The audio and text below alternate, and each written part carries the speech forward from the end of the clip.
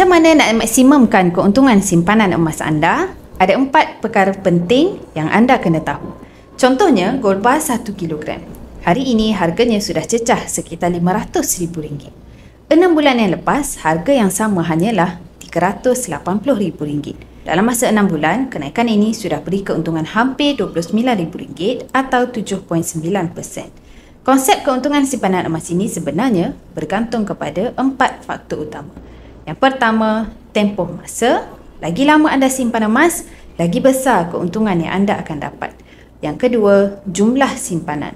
Logiknya, semakin besar gram emas yang anda simpan, semakin besar nilai keuntungan bila harga emas naik. Dan yang ketiga, ketulinan.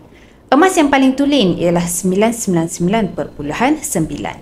Ketulinan ini akan memberi keuntungan yang maksimum berbanding emas 916 kerana nilainya betul-betul terletak pada ketulinan dan beratnya sendiri.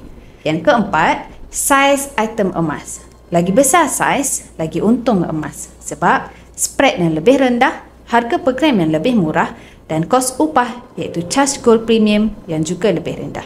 Jadi kalau anda nak jadikan emas sebagai simpanan yang betul-betul menguntungkan, fokus kepada 4 perkara ini. Semoga perkongsian saya bermanfaat.